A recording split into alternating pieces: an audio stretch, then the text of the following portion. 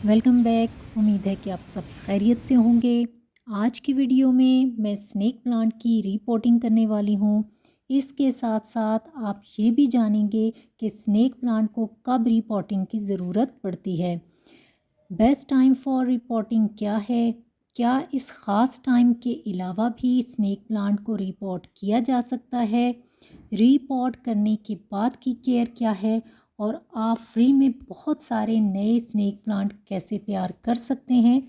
सबसे पहले ये जानना ज़रूरी है कि स्नेक प्लांट को रीपॉट कब किया जाए। स्नेक प्लांट जिस पॉट में लगा हुआ है, इसके ड्रेनेज होल से रूट्स बाहर निकलने लगें या पूरा पॉट हर तरफ से रूट से भर जाए। तीसरा, इसकी ग्रोथ स्लो हो जाए या नई ग्रोथ के लिए पॉट में स्पेस ख़त्म हो जाए, पॉट में क्रैक आ जाए या प्लांट के लीव्स स्ट्रेस को शो करने लगें, मीन्स इसके पत्ते येलो या ब्राउन कलर के होने लगें या मुरझाने लगें या इन पर मुख्तलिफ क्रैक्स पड़ने शुरू हो जाएं। नेक्स्ट, पानी सॉइल में से बहुत जल्दी ड्रेन आउट हो जाए, प्लांट्स अपनी खूबसूरती को खोने लगें, यानी इसके पत्ते नीचे से पतले और ऊपर से चौड़े हो जाएं। ये सब वो साइन हैं जिनकी वजह से स्नेक प्लांट को रीपॉट किया जाता है। बेहतर है कि जैसे ही ड्रेनेज होल से रूट्स बाहर को आने लगें, आप इसे रीपॉट कर दें, क्योंकि अगर इसमें देर होती है तो बाकी सारे साइन आहिस्ता आहिस्ता शो होना शुरू हो जाएंगे।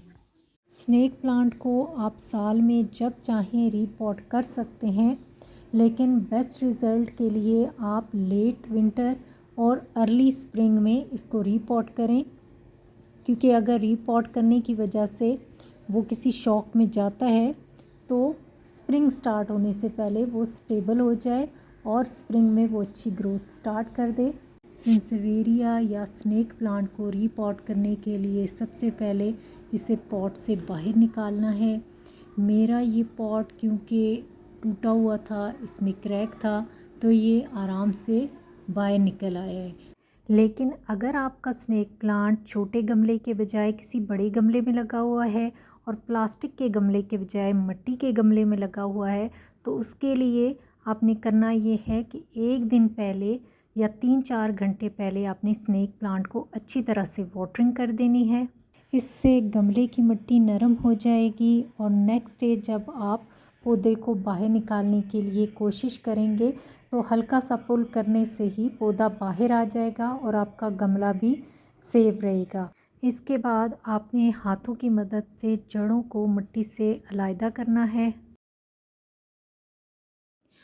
अगर आपके गमले की डेप्थ ज़्यादा है तो उसमें मिट्टी भी ज़्यादा होगी, तो आपने पहले हाथों की मदद से उस मिट्टी को जड़ों से अलग कर लेना है।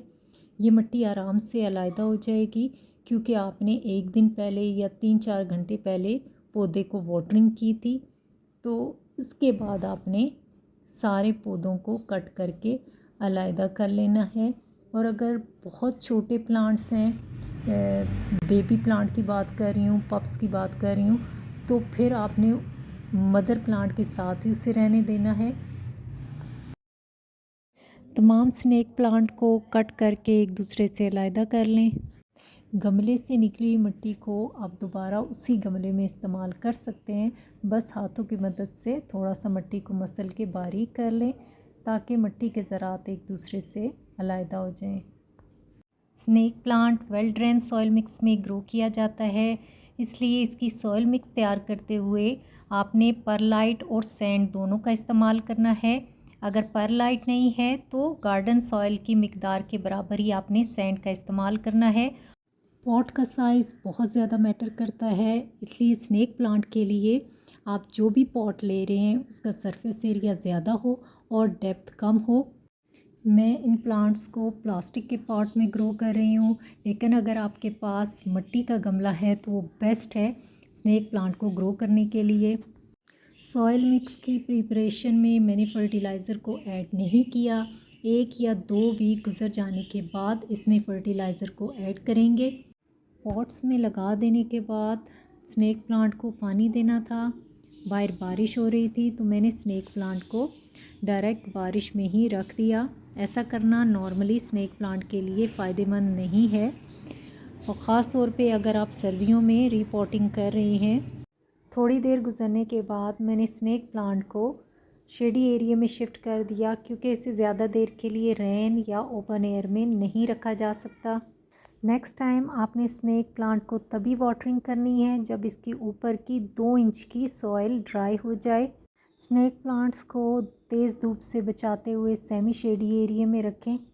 स्नेक प्लांट ना सिर्फ आपके घर की खूबसूरती में इजाफ़ा करता है, बल्कि ये एयर प्योरीफाइंग प्लांट है। स्नेक प्लांट की केयर से मुतल्लिक अगर आप डिटेल्ड वीडियो चाहते हैं तो मेरे चैनल पर ऑलरेडी अपलोड है, आप इस वीडियो को प्लेलिस्ट में जाके देख सकते हैं। स्नेक प्लांट की बहुत सी वैरायटीज़ हैं और सब की केयर तकरीबन सेम है। बात सिर्फ इसकी नेचर को समझने की है। अगर आपको इसकी समझ आ गई तो फिर आपके पास से स्नेक प्लांट ने कभी भी ख़त्म नहीं होना।